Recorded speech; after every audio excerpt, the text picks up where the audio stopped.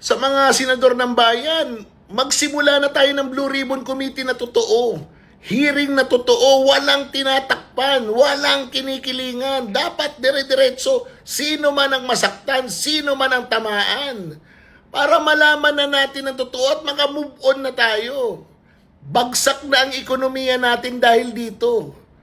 Uutang na naman tayo pero wala tayong kasiguraduhan sa pambayad natin. Ngayon lang sa administrasyon ni Marcos nagkaroon ng ng ganitong pangyayari sa buhay natin.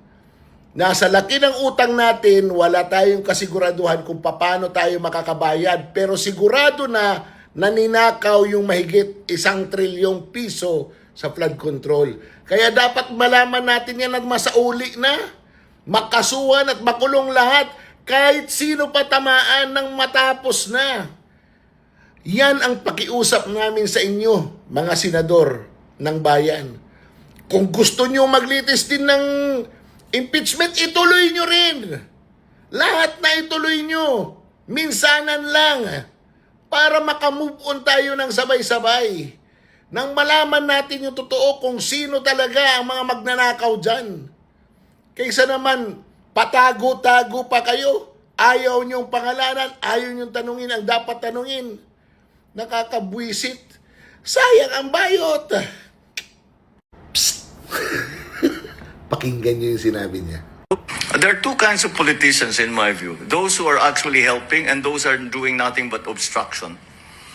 Yung mga meron dyan obstructionist, walang ginawa kundi gusto manggulo. O di ba? Dalawa daw ang politicians. Yung isa daw, those who are helping. And the other are obstructionist. Yung helping ba, Mr. President? Yung helping na magnyakaw sa pera ng bayan? Yung mga obstructionist ba, Mr. President? Yun yung mga kumukontra sa pagnyanyakaw sa pera ng taong bayan? Kinginang buhay ito. Bumabagsak na ang ekonomiya, ikaw ang presidente, mangsisisi ka pa ng iba, hawak mo lahat ng resources ng gobyerno, pero hindi mo mapatakbo ito ng maayos dahil kaliwat kanan ang nakawan sa iyong pamamahala.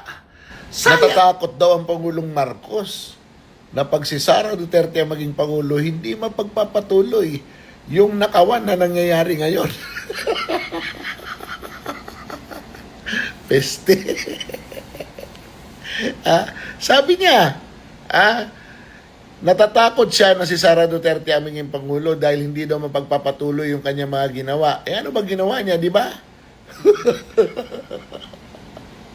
Pambirang buhay ito. Mr. Marcos, huwag ka na magmaang-maangan pa at huwag ka nang ginuo yung mga style mo. Wala kang nagawa. Lumubog ang Pilipinas sa'yo. Hindi talaga gagayahin ni Vice President Sara yung ginawa mo. Dahil pag ginaya niya, katapusan na ng Pilipinas.